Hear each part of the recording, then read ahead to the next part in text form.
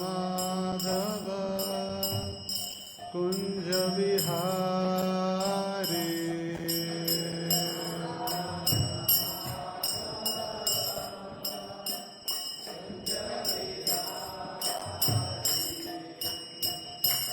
राधा माधव कुंज विहारी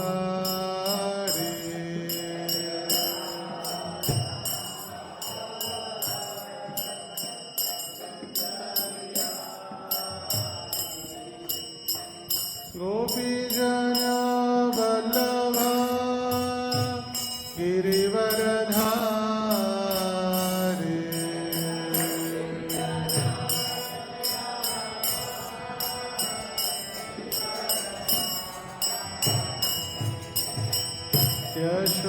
यशोदानंदन व्रज जन रंजन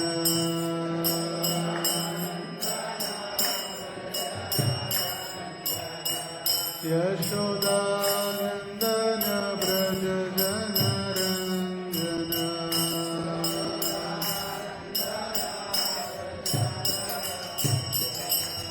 यमुना तीर वनचारी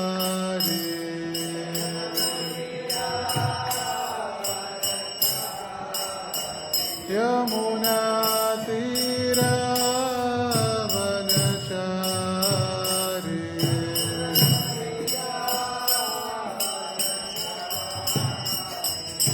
जय राधा माधव कुंज बिहारी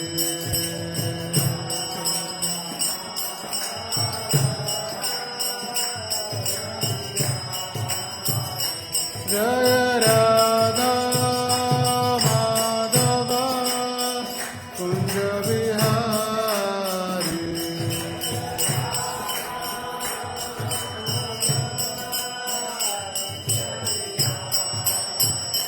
जय राधा दामोदर राधा दामोदर राधे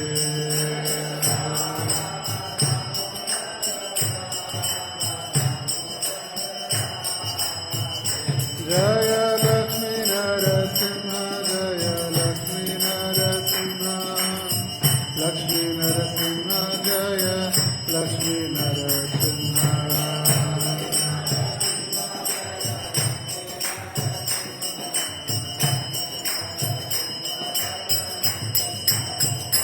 प्रभुपाद प्रभुपाद प्रभुपाद जय प्रभुपाद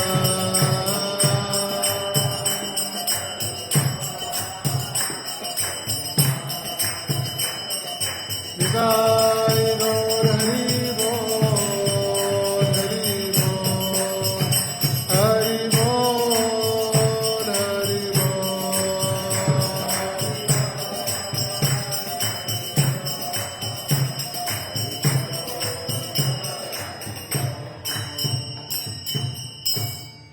श्री हरिनाम संकीर्तन की जय। श्री श्री राधा दामोदर की जय। श्री श्री गौरनिताय की जय। श्रील प्रभुपाद की जय। समवेत गौर भक्त वृंद की जय। ग्रंथराज श्रीमद्भागवत महापुराण की जय। निताय गौर प्रेमानंदे। ओम नमो भगवते वासुदेवाय।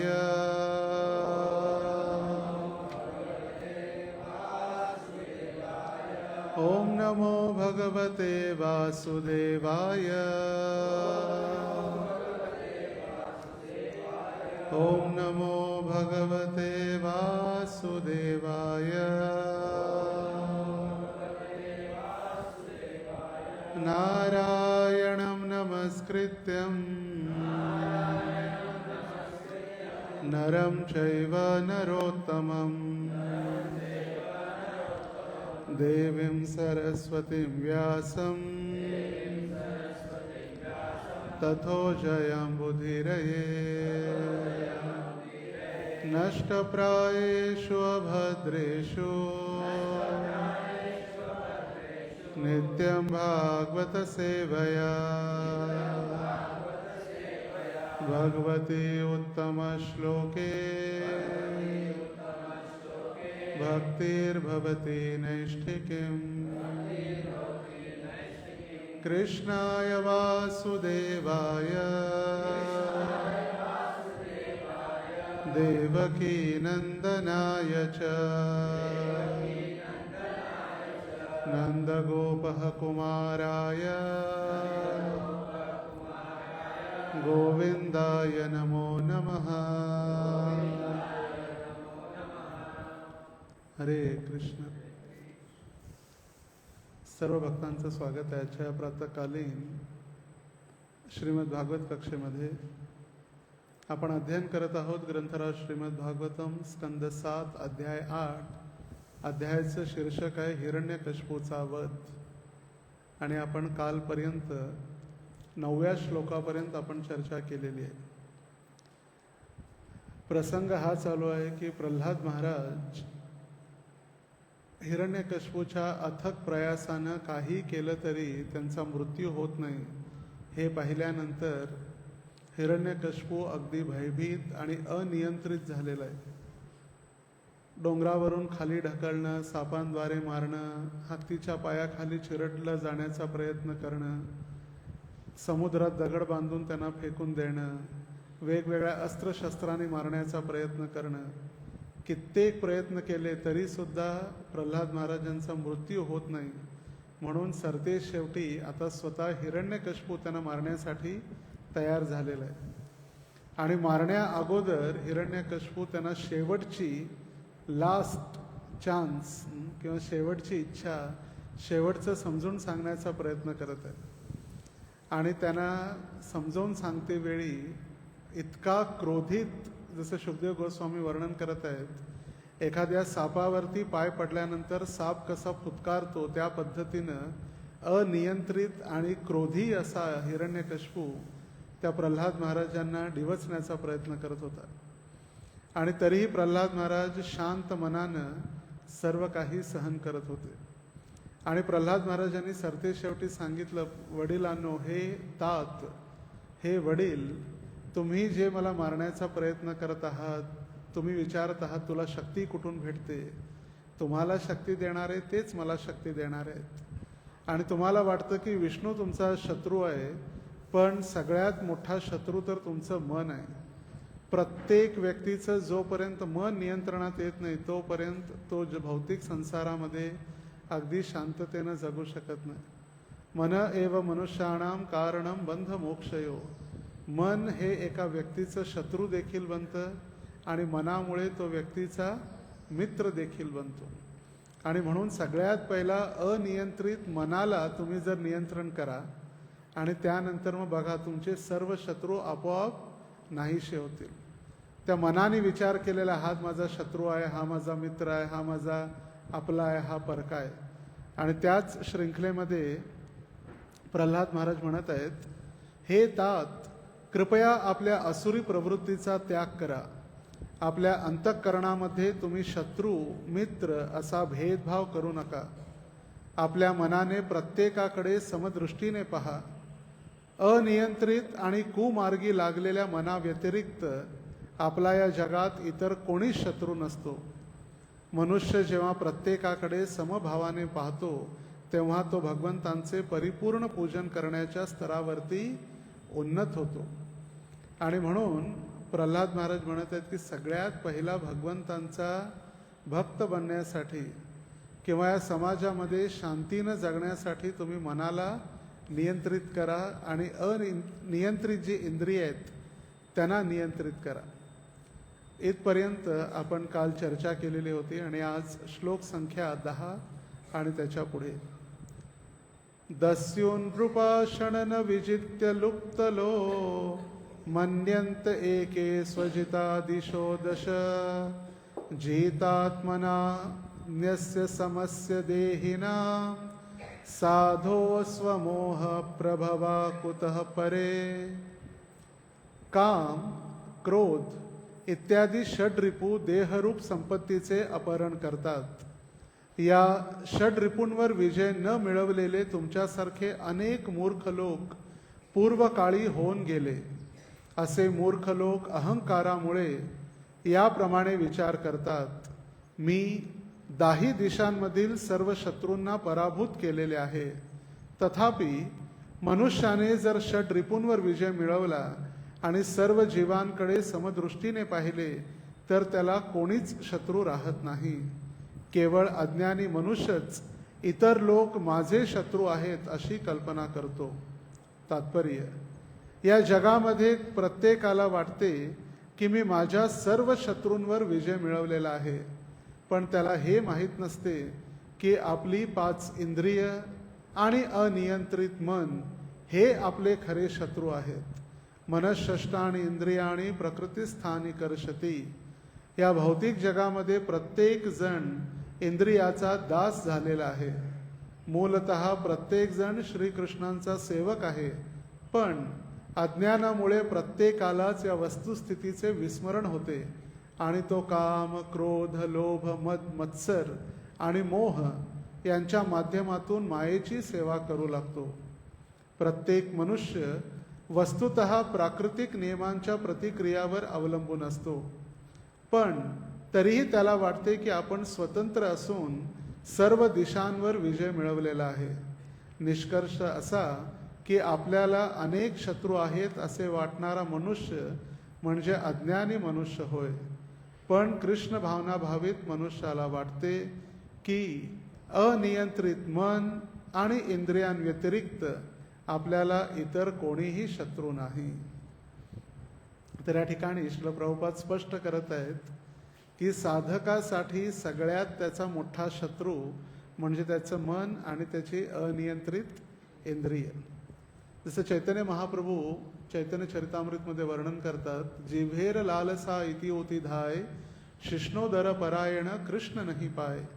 ज्यावेळी एखादा व्यक्ती जिव्हेर लालसा, जिभेला संतुष्ट करण्यासाठी या संसारामध्ये इकडं तिकडं धावत जातो, मग ती जिभेची लालसा ज्यावेळी जिभेची इच्छा पूर्ण होते, कशासाठी? पोट भरण्यासाठी.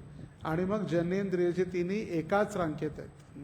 जिव्हेर लालसा इति उती धाय, सगळीकडे जी धावपळ चालू आहे पोट भरण्याची, दिवसा कष्ट करायचं पोट भरण्यासाठी आणि रात्र भोग विलास करण्यासाठी. आणि जर असाच व्यक्ती पळत राहिला त्या जिभेला संतुष्ट करण्यासाठी तर कधीही कृष्णाची प्राप्ती होऊ शकत नाही.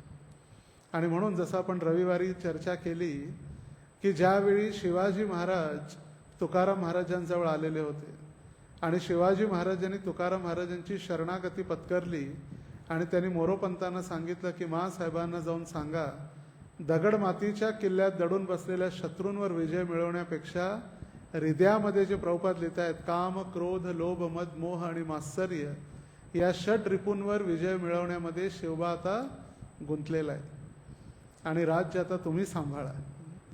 दगडमातीच्या किल्ल्यात तर शत्रू आहेतच, त्यांना तर विजय प्राप्त केला, पण स्वतःच्या मनामध्ये जोपर्यंत जे शत्रू बसलेले आहेत तोपर्यंत आपण कुणाचेही सगे होऊ शकत नाही. आणि आपण जगात पाहतो आजची तर परिस्थिती इतकी वाईट आहे. हे तर प्रभुपादांनी 50 वर्षापूर्वी लिहिलेलं आहे. 50 वर्षापूर्वी तर नाही, हे 2026 55 वर्षापूर्वी, 55 ते 58 वर्षापूर्वी भागवताचं हे भाषांतर केलेलं आहे अमेरिकेत असते वेळी, 70च्या आसपास, 68 ते 70च्या आसपास.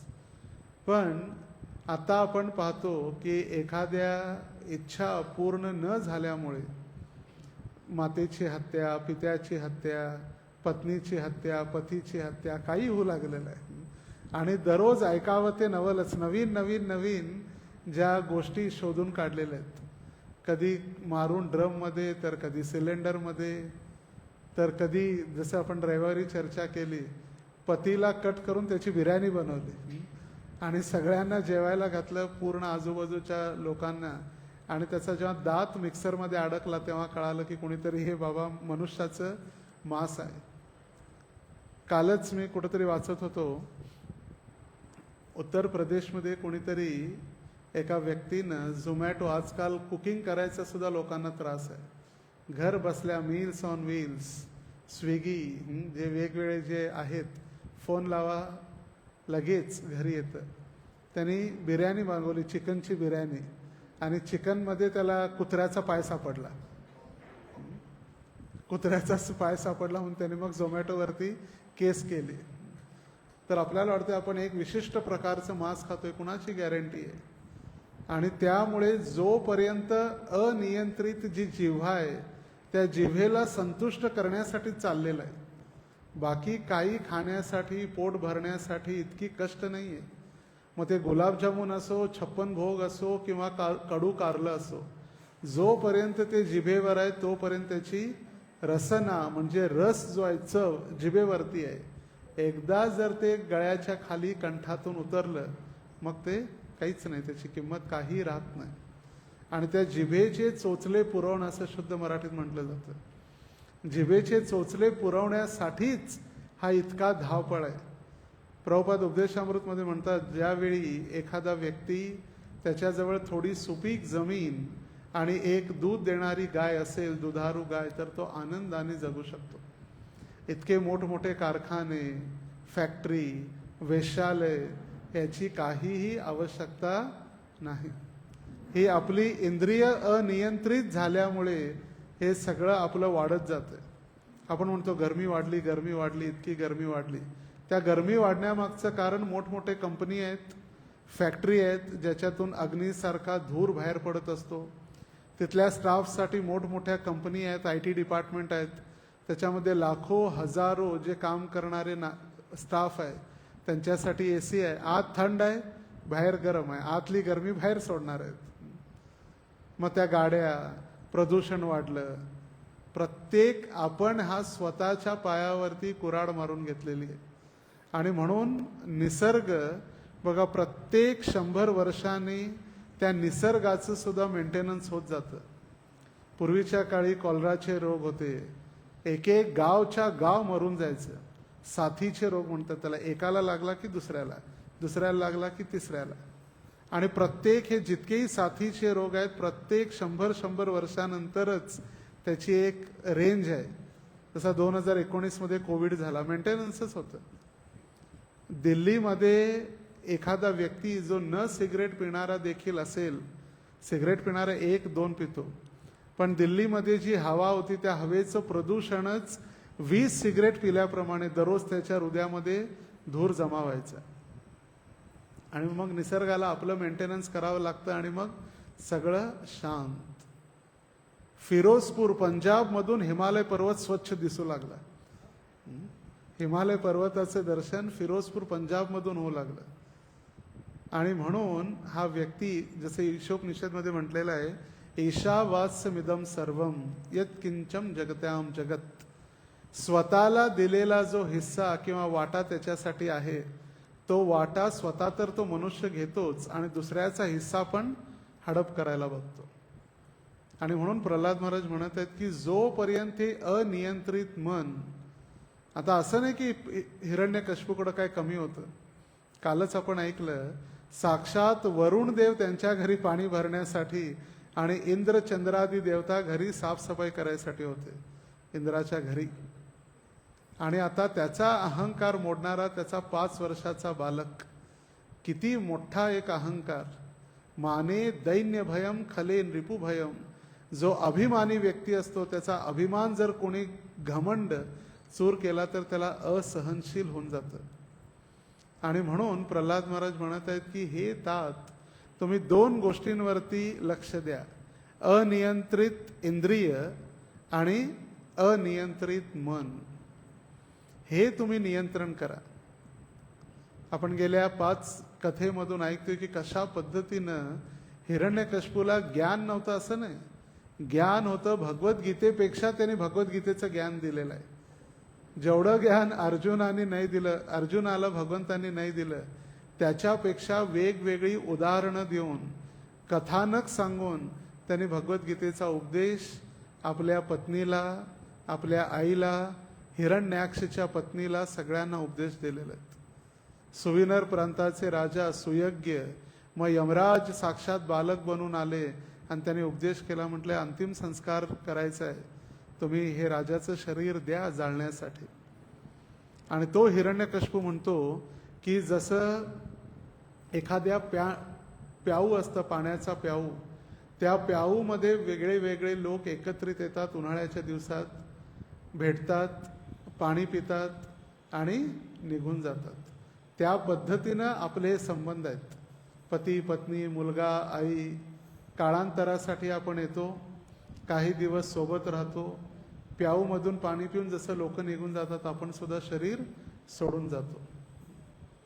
आणि हा हिरण्यकशिपू आता आपल्या मुलाला मारण्यासाठी तयार झालेला आहे.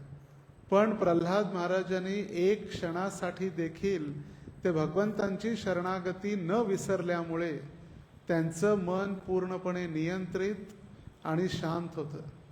त्यांचं मन कधीही असहनीय झालं नाही, ते घाबरले नाही किंवा विचित्र वाटलं नाही. त्यांना माहीत होतं, राखे कृष्ण मारे के, मारे कृष्ण राखे के, अवश्य रक्षिबे कृष्ण गोपृत्वे वरण, जे आपण कालच्या श्लोकामध्ये चर्चा केली. आता इतकं सगळं ऐकल्यानंतर हिरण्यकशिपू पुन्हा अगदी तर रागात होताच, एकी विषारी सापाप्रमाणे फुटकारणारा त्याचा क्रोध, असहनीय क्रोध झालेला होता. आता हा हिरण्यकशिपू शेवटचा जो पर्याय आपल्या मुलाला समजावून सांगण्याचा, तो सुद्धा आता फ्लॉप गेलेला आहे, फेल झाला. तो काय ऐकायला तयार नाही. सगळ्यात पहिला षंड आणि अमर्क यांनी समजावून सांगण्याचा प्रयत्न केला. त्यानंतर षंड आणि अमर्कचे पिता शुक्राचार्यांनी दंडित करून समजावून सांगण्याचा प्रयत्न केला. त्यानंतर हिरण्यकशिपूचे जे असुरिक सैनिक होते त्यांनी वेगवेगळ्या प्रकारे, जसं दगड बांधून समुद्रात टाकणं, पर्वतावरून ढकलून देणं, सापामध्ये त्याला सोडून देणं, अशा कित्येक कष्ट देण्याचे प्रयत्न केले तरी झालं नाही. आणि तेव्हा असहनीय झालेला हिरण्यकशिपू अगदी शांत झाला, डोकं खाली घालून बसला. त्याला वाटलं मी हरलो. पण पुन्हा षंड आणि अमर्कने म्हटलंय, तुम्हाला शोभा देत नाही. तुमच्यासारखे महाराज, एक छत्र सम्राट, तुम्ही फक्त भुया उचलल्यानंतर देवी देवता, इंद्र चंद्र वरुण या सर्वांनी आपली अमरावती नगरी, स्वर्ग सोडून पळून गेले. तुम्हाला असं शोभा देते? एक 5 वर्षाच्या मुलासाठी घाबरले, शोभा देत नाही म्हटलं तुम्हाला. आणि म्हणून पुन्हा त्यांनी आता प्रल्हादला मारण्याचा स्वतः निर्णय घेतलेला आहे. सगळे हरले, आता शेवटचा एकच चान्स, स्वतः मारण्यासाठी तयार आहे. श्री हिरण्यकशिपुरुवाच व्यक्तं त्वं मर्तु कामोऽसि योति मात्रं विकथ्यसे मुमूर्षूणां हि मंदात्मन् ननु स्वर्विक्वलवा गिरः.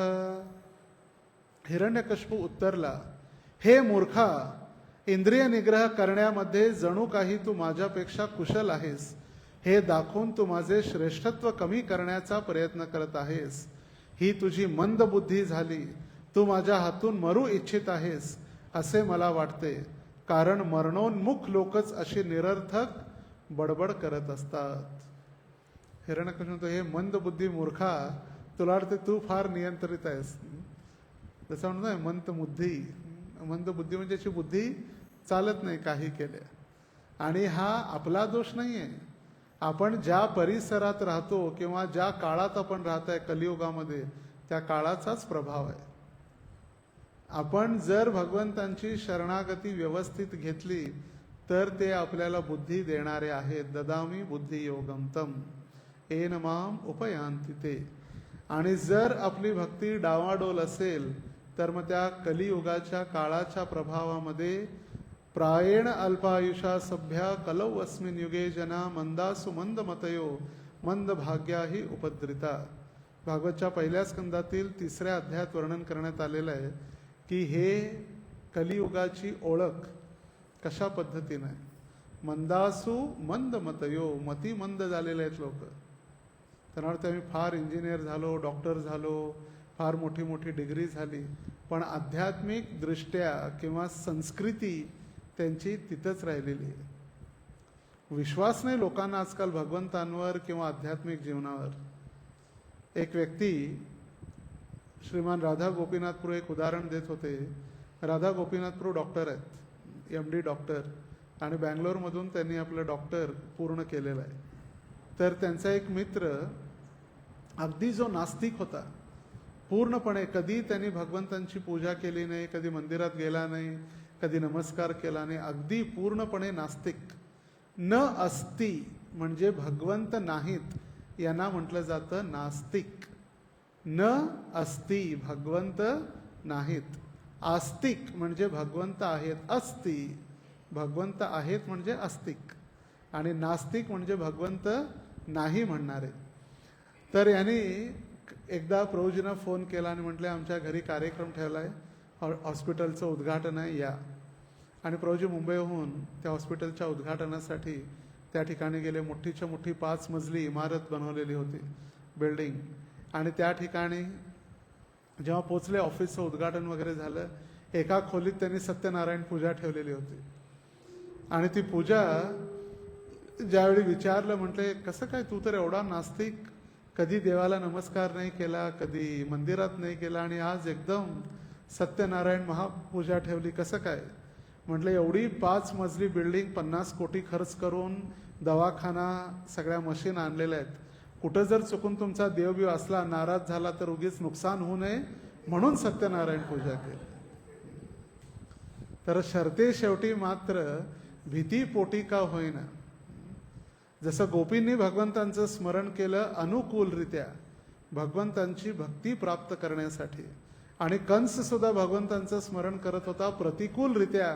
कोण आहे तो कृष्ण, त्याला मला मारायचा आहे, कारण हा माझा काळ बनून आलेला आहे. कुठं आहे कृष्ण, कुठं आहे कृष्ण? त्याला पण खाता पिता झोपता सगळीकडे कृष्ण दिसायचे, पण ती भक्ती नव्हती, कारण त्याला भगवंतांना मारायचं होतं प्रतिकूल. आणि असाच हिरण्यकश्यपू देखील आहे, त्याला प्रत्येक ठिकाणी विष्णू दिसतोय, पण अनियंत्रित इंद्रिय असल्यामुळे त्या विष्णूंनाच मारण्याचा याचा योजना किंवा तो तयार आहे भगवंतांना मारण्यासाठी. हा हिरण्यकशिपू ज्याचा मोठ्या भावाला वराह रूप भगवंतांनी त्याच्या समोर दंडित केलेलं होतं, तरी सुद्धा हा सुधारला नाही, आणि त्याच विष्णूंना, त्याच नारायणांना मारण्यासाठी हा आता तयारीत आहे.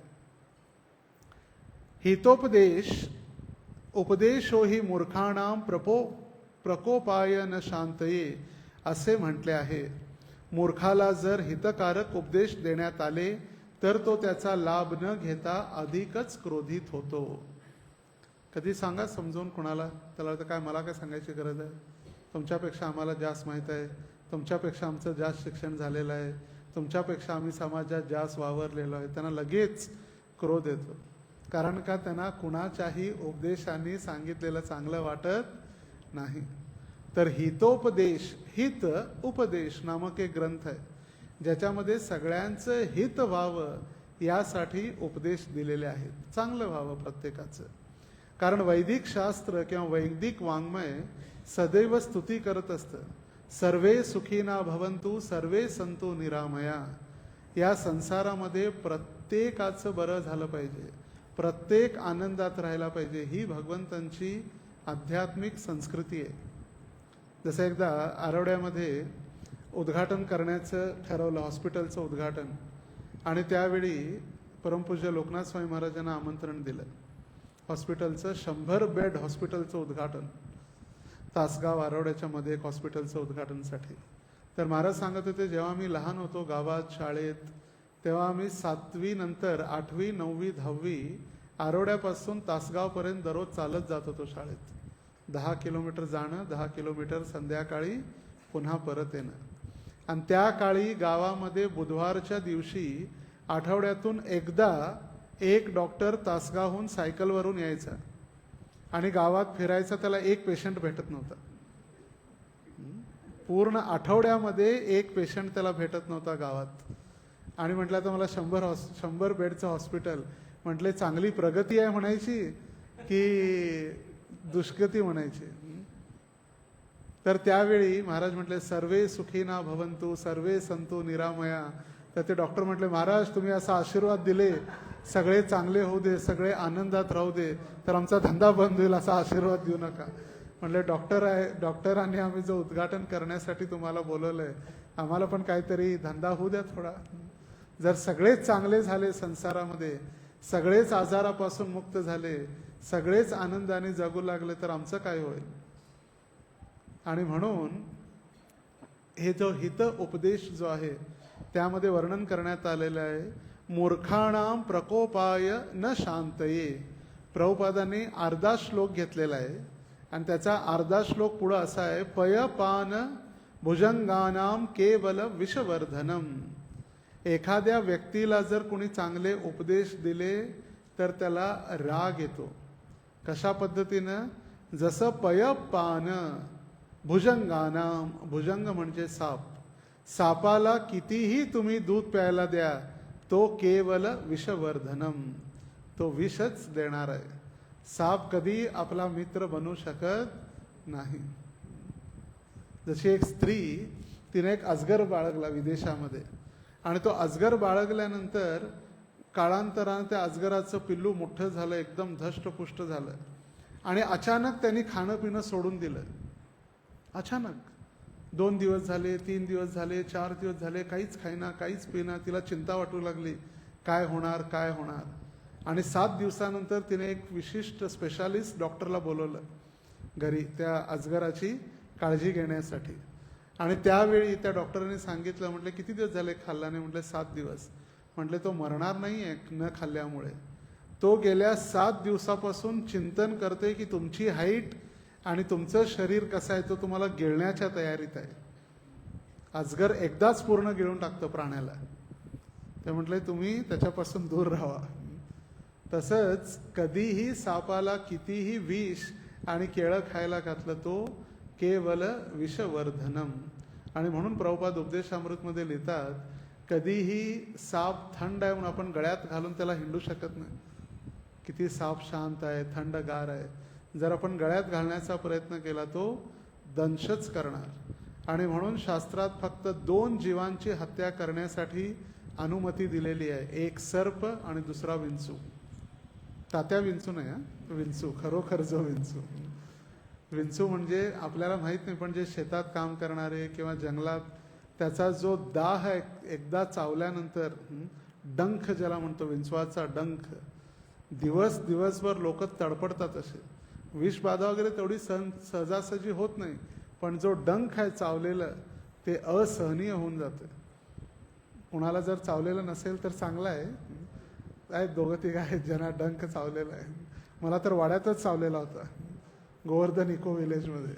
त्यामुळे अनुभव आहे कसा तो डंख असतो. तर या ठिकाणी प्रभुपाद लिहित आहेत, हिरण्यकश्यपूने प्रल्हाद महाराजांकडून मिळालेला अधिकृत उपदेश सत्य म्हणून स्वीकारला नाही. उलट तो शुद्ध भक्त असणाऱ्या आपल्या पुत्रावर अधिक क्रोधित झाला. भक्त जेव्हा हिरण्यकश्यपू सारख्या एखाद्या मनुष्याला कृष्ण भावनेचा प्रचार करण्याचा प्रयत्न करतो तेव्हा नेहमीच अशा प्रकारची समस्या उद्भवते.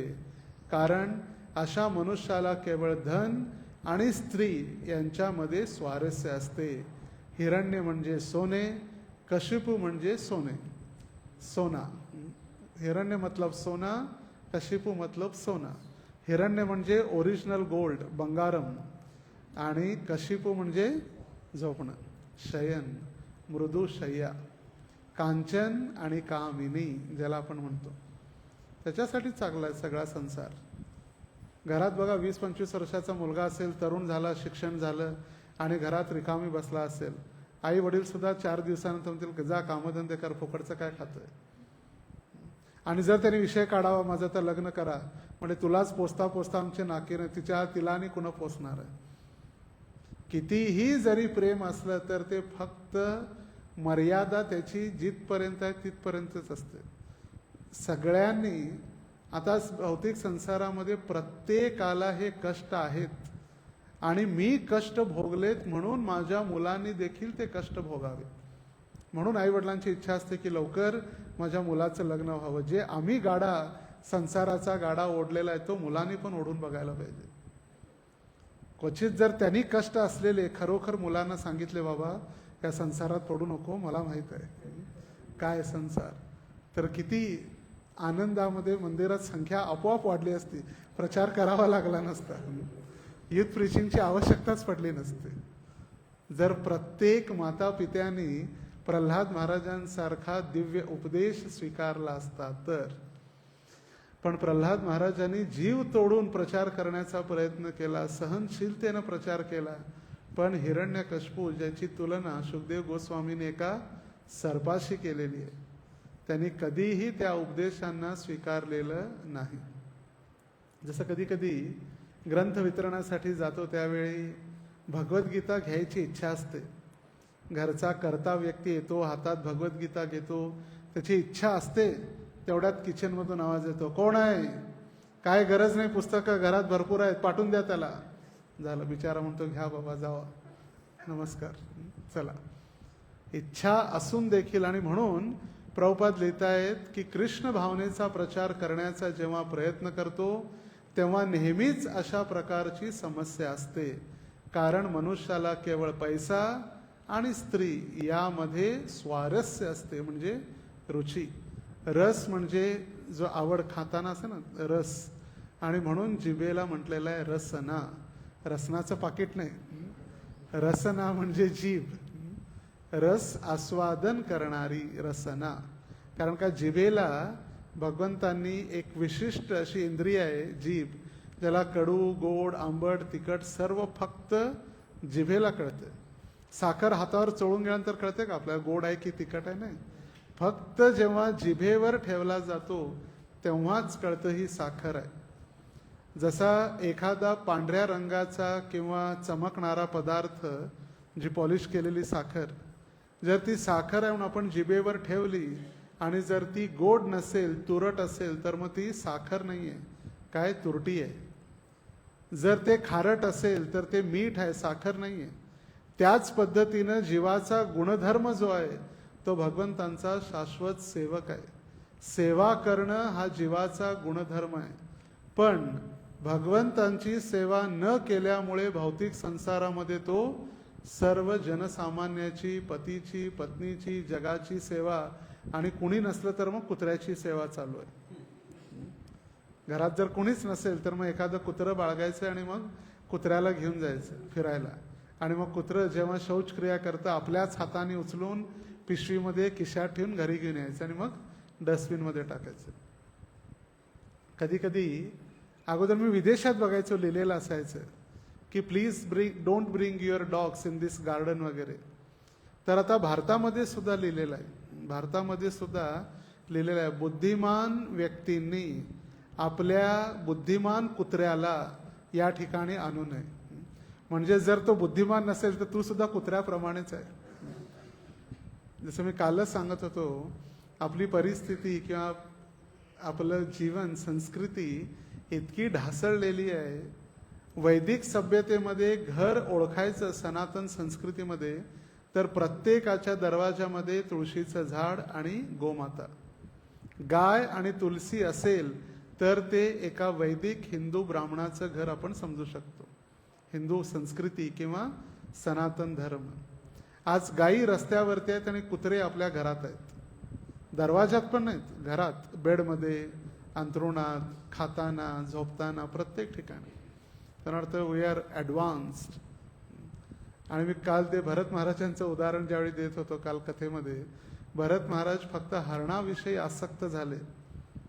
त्या हरणाप्रती इतकी आसक्ती वाढली त्यांची, ते हरण छोटंसं एका हरणीचं बाळ, ती हरणी जी गर्भवती होती, वाघाच्या डरकाळीनं तिनं गर्भपात तिचा झाला आणि पाण्यामध्ये तिनं गर्भ सोडला. आणि जे वैष्णव जे असतात, वैष्णव जन तो तोने न कहिये पीड पराई जाणे रे, पर दुखे दुःखी. आणि जे भरत महाराज त्या गंडकी नदीच्या काठावरती बसलेले, त्यांनी त्या लगेच शावकाला उचललं हरणाच्या आणि त्याची काळजी घेऊ लागले. जबाबदारी आहे, काळजी घेतलं, जीवाला वाचवलं, महत्वाचं आहे. पण ते मोठं झाल्यानंतर त्याला सोडलं नाही त्याने. त्यांना वाटायचं कुठं जाईल आता, तो जर शेतात किंवा जंगलात गेला, हिंस्र पशु त्याला खातील, तो वापस नाही आला तर काय होईल. आणि जेव्हा ध्यान करायसाठी बसायचे भरत महाराज, त्यावेळी ध्यानामध्ये त्यांना भगवंतांची गायत्री मंत्र किंवा भगवंत आठवत नव्हते, हरण आठवायचं.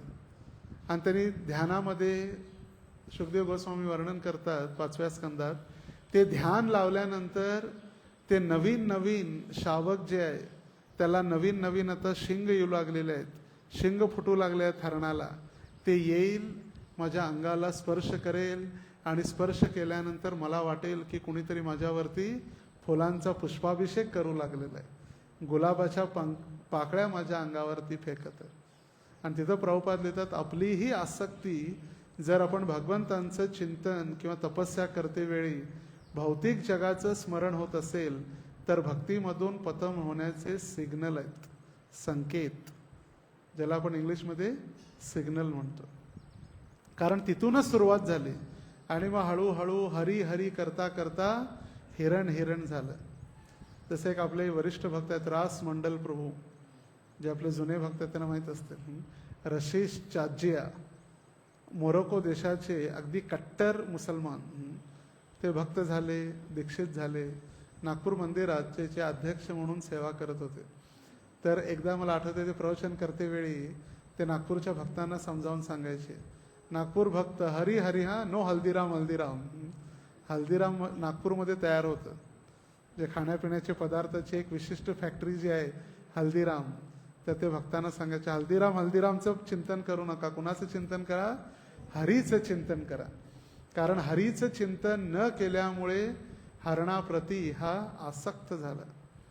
तर आता कितीही उपदेश दिल्यानंतर व्यक्ती हा हिरण्यकशिपू प्रल्हाद महाराजांच्या उपदेशांना स्वीकार करत नव्हता. जर पिता असुर असेल तर त्याला पुत्राकडून उपदेश स्वीकारणे मुळीच आवडत नाही. कधी कधी आपली मुलं सुद्धा मंदिरात येणारे आई वडिलांना प्रचार करतात, म्हटले भक्तीमध्ये या, जप करा, काय गरज नाही, तू आम्हाला शिकू नको शहाणपण. उत्तर लगेच प्राप्त होतं.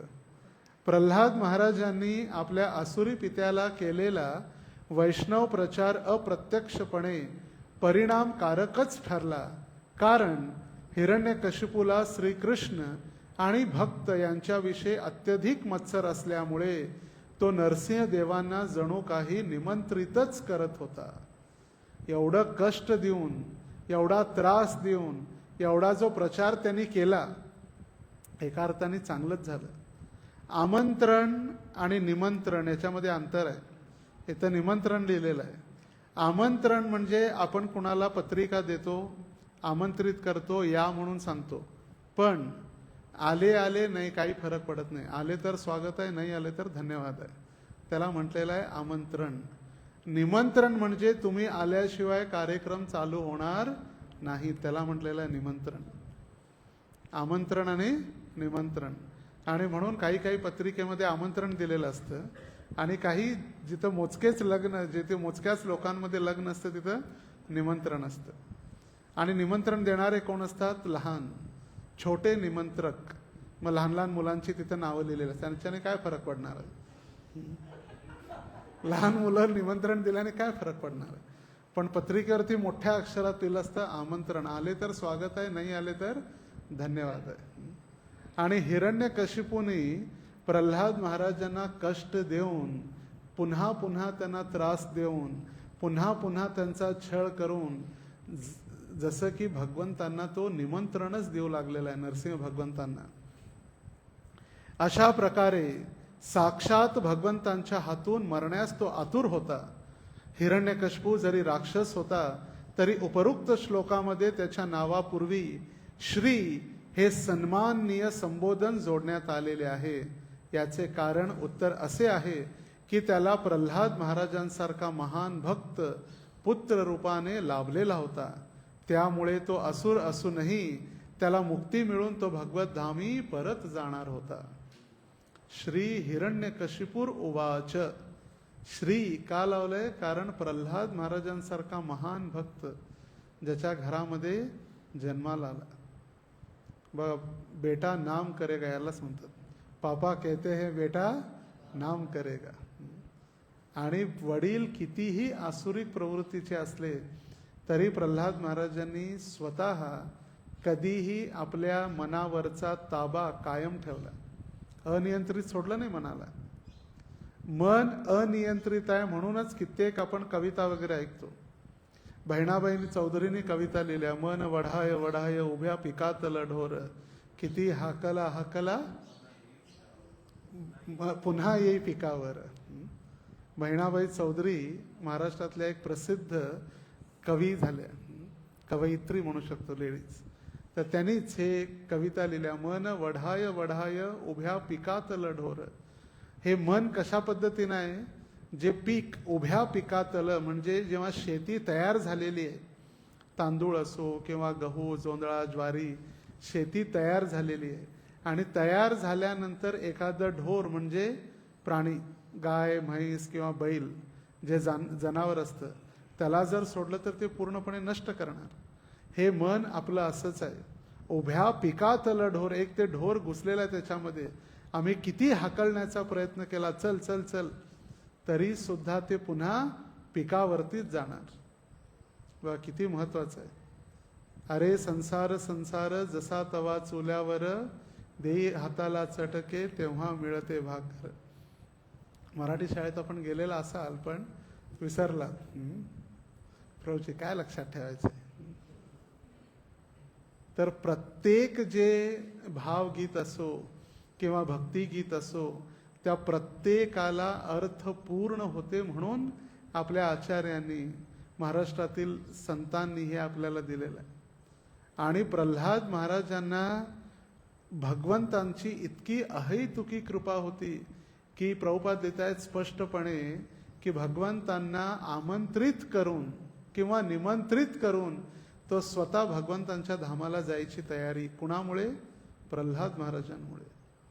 श्रील प्रभुपाद भागवतच्या 4थ्या स्कंदात ध्रुव महाराजांचं वर्णन करतेवेळी एका तात्पर्यामध्ये लिहितात, ज्यावेळी भागवताचा 4th स्कंद 28वा अध्याय, ध्रुव महाराजांचं वैकुंठ गमन, वैकुंठात चाललेलं आहेत आणि त्यावेळी वैकुंठाला जातेवेळी नंद आणि सुनंद भगवंतांचे 2 पार्षद विष्णुदूत, नाव लक्षात ठेवा कोण आहेत, नंद आणि सुनंद, तेच येणार आहेत आपल्याला घेऊन जायला सिद्ध. नाव लक्षात नसेल तर मग कसं म्हणा, तुम्ही कोण म्हटले तर ते म्हणा ठीक आहे जातो आम्ही. नंद आणि सुनंद ज्यावेळी ते वैकुंठाला घेऊन जाण्यासाठी आले, त्यावेळी ध्रुव महाराजांच्या मनात विचार आला की जी माता माझी आई, जिनं मला भगवत भक्तीचा प्रचार केला किंवा भगवंत आहेत म्हणून त्यांनी मला मार्ग दाखवला भगवंतांचा, ती आज आई माझ्यासोबत असली तर किती बरं झालं असतं, किती आनंदाचा क्षण आहे. जसं तुकाराम महाराजांना देखील वाटलं ज्या दिवशी ते वैकुंठात गेले, आम्ही जातो आमच्या गावा आमचा राम राम घ्यावा, आता नाही येणे जाणे चित्त खुंटले बोलणे, राम कृष्ण मुखी बोला तुका जातो वैकुंठाला.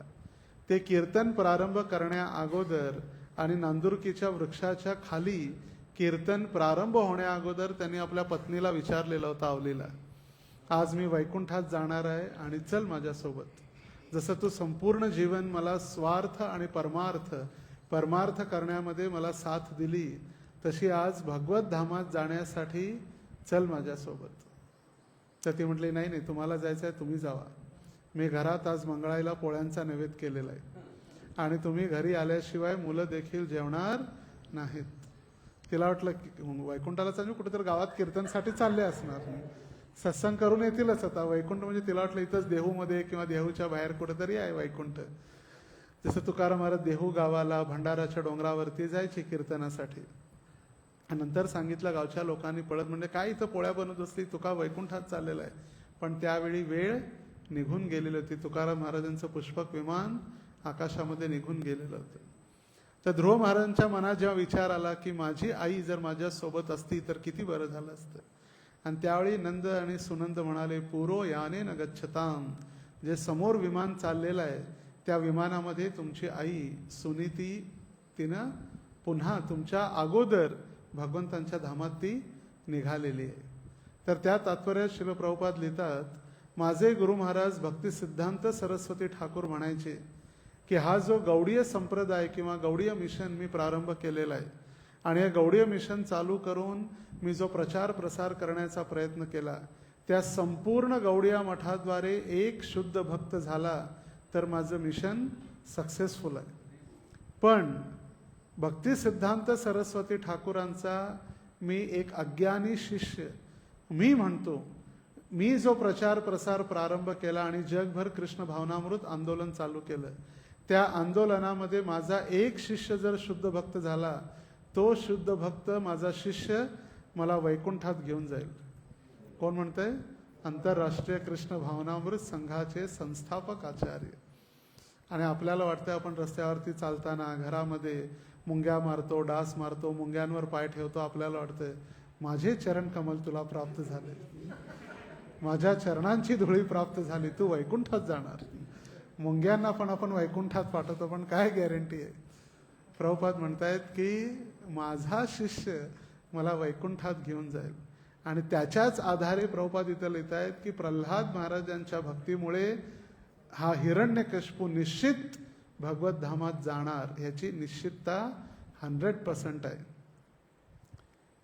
यस्त्वया मंद भाग्योक्तो मंदयो जगदीश्वरः क्वासौ यदि स सर्वत्र कस्मात् स्तंभेन दृश्यते.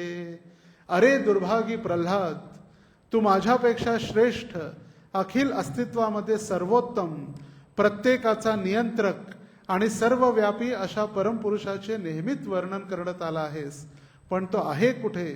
तो जर सर्वत्र स्थित असेल तर तो माझ्या समोरील या स्तंभामध्ये उपस्थित आहे का? आता सेटिंग द सीन पूर्ण झालं, शुकदेव गोस्वामींनी केलेलं आहे. आता डायरेक्ट ड्रामा चालू होणार आहे, नाट्य. जो हिरण्यकशिपूचा drama, direct action, light action. आता इथून भगवंतांना प्रकट करण्यासाठी त्याला वाटलं काय नारायण नारायण म्हणून दिवस रात्र ओरडत असतो. तर तुकाराम महाराजांच्या पत्नी, तिला सुद्धा वाटायचं की विठ्ठल विठ्ठल कायमचा एक दगडाचा पुतळा आहे किंवा दगडाची मूर्ती आहे, दगड आहे. ज्यावेळी तुकाराम महाराजांचा पुत्र आजारी होता आणि तिनं भरपूर औषधोपचार केला, ती घराच्या कामात व्यस्त होती, आणि जेव्हा तुकाराम महाराज घरी आले, मुलाला उचलून फेकून तिने दिलं त्यांच्याजवळ, म्हटलं सांभाळा तुमच्या मुलाला. मग त्यांनी उचललं, त्याला मांडीवरती ठेवलं आणि तुकाराम महाराज म्हणाले, बाळा म्हण बघू पांडुरंग. आणि तिला इतका राग आला, म्हटलं घरात एक पागल आहे तेवढं बस आहे, त्याला कशाला पागल करायला.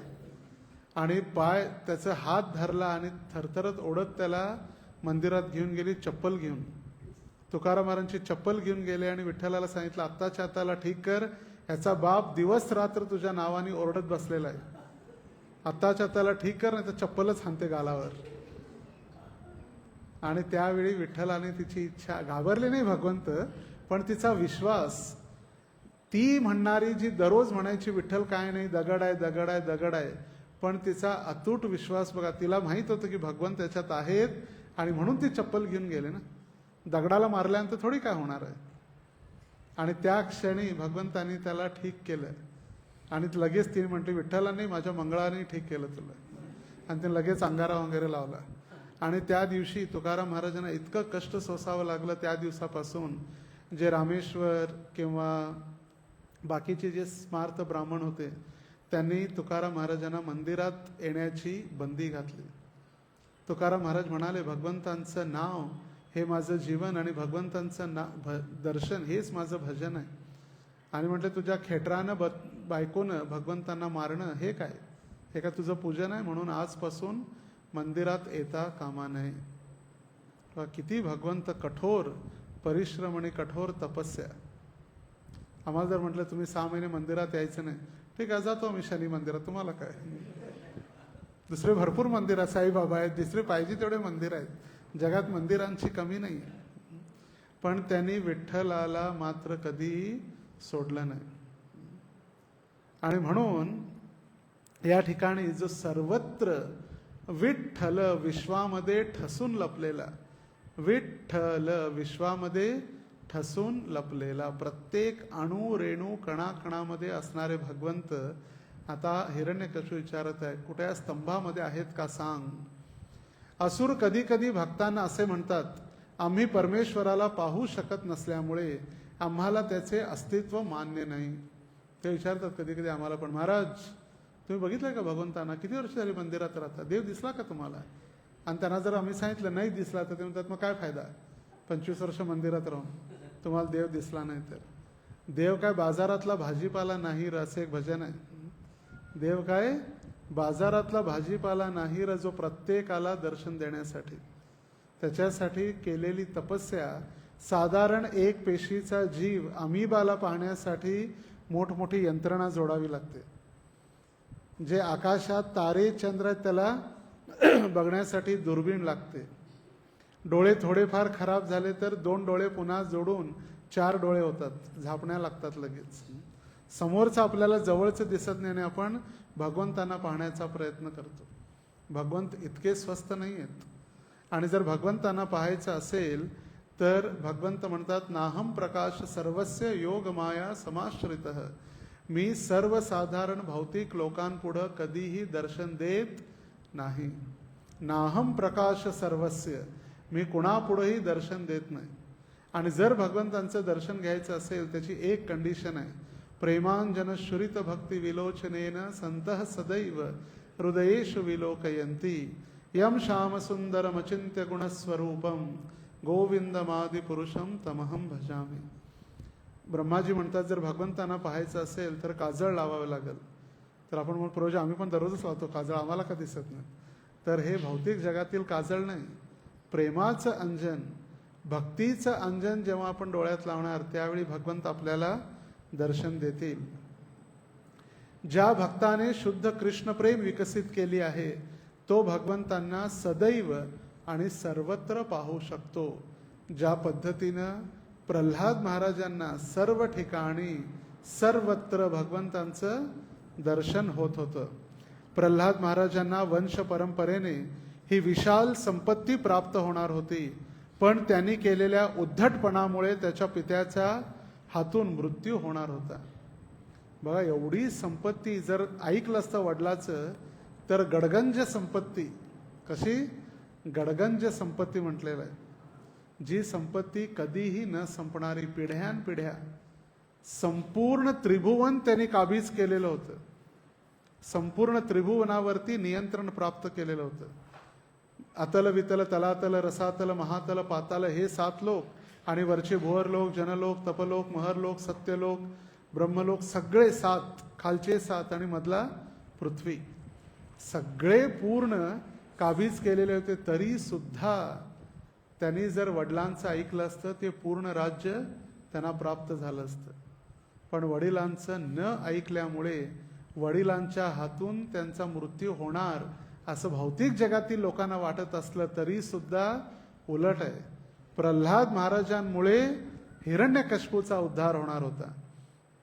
असुरांचे अज्ञान हे असेच असते. भगवंत आपल्या भक्ताचे सर्व परिस्थितीत रक्षण करतात हे त्यांना माहीत नसते. कौंतेय प्रतिजानीहि नमे भक्त्या प्रणश्यती. कारण भगवंतांनी भगवद्गीतेत घोषणा करण्यासाठी सांगितले अर्जुनाला, अर्जुना तू घोषणा कर, माझ्या भक्ताचा कधीही नाश होणार नाही. भगवंतांनी का नाही केली घोषणा? भगवंत आपल्या वचनावरती कधी टिकून राहत नाहीत म्हणून. तसं आपण काल ऐकलं, कित्येक ठिकाणी भगवंतांनी आपलं वचन तोडलं. सगळ्यात पहिला आपल्या बहिणीलाच पळवून घेऊन जाण्यासाठी अर्जुनाला मदत केली. बलरामजींची इच्छा नव्हती त्यांचं लग्न व्हावं. दुर्योधनाला मारण्यासाठी भगवंतांनी गदा प्रहार मांडीवर करण्यासाठी सांगितला, तो पण नियमाधीन नव्हता, नियमाच्या विरुद्ध होता. नियमानुसार गदा युद्ध असतेवेळी कमरेच्या वर खेळलं पाहिजे, कमरेच्या खाली नाही. असं कित्येक वेळी अर्जुनाला वाचवण्यासाठी ज्या भगवंतांनी प्रण घेतलेला होता, मी अस्त्रशस्त्र उचलणार नाही, तरी सुद्धा भगवंतांनी भीष्म पितामहाला मारण्यासाठी रथाचं चाक घेऊन पुढाले. आणि म्हणून भगवंत म्हणतायत की बाबा माझ्यावर तर लोकांचा विश्वास नाही, तूच सांग, नमे भक्त्या प्रणश्यती. तर अशा पद्धतीनं आपण 12व्या श्लोकापर्यंत पोचलेलो आहोत. आणि 13, 14, 15 आणि 16 4 श्लोकानंतर 17व्या श्लोकामध्ये साक्षात भगवंत प्रकट होणार आहेत. सत्यम विधातुम निजभृत्य भाषितुम. पण त्यांची वेळ अजून झाली नाही, ते सकाळी अवतरित झाले नाही. ते वेळ कधी होती? संध्याकाळ, 3 सांज. आणि म्हणून त्या 3 सांजेलाच त्यांना अवतरण करण्यासाठी आपण तिथपर्यंत आपण ही कथा नियोजित करून थांबवलेली आहे, ज्यामुळे संध्याकाळी बरोबर सूर्यास्ताच्या वेळी संध्याकाळी 7:10 किंवा 7:15 ज्यावेळी सूर्यास्त होईल त्याच वेळी भगवंत प्रकट होतील, भौतिक जगामध्ये देखील आणि कथेमध्ये देखील, आणि कथेद्वारे कर्णरंध्रेण कर्णाच्या द्वारे आपल्या हृदयामध्ये देखील. हरे कृष्णा कृष्ण कृष्ण हरे हरे, हरे राम राम राम हरे हरे. नरसिंहदेव भगवान की जय, प्रल्हाद महाराज की जय, श्रील प्रभुपाद की जय, समवेत गौर भक्त वृंद की जय, निताई गौर प्रेमानंदे. हरि हरि बोल. तर काल एक सूचना दिलेली होती यज्ञाविषयी. यज्ञ केल्याचे फायदे वेगवेगळ्या शास्त्रामध्ये जे यज्ञाचे फायदे आपण पाठवलेले आपण वाचू शकता. आपण यज्ञ चालू करते वेळी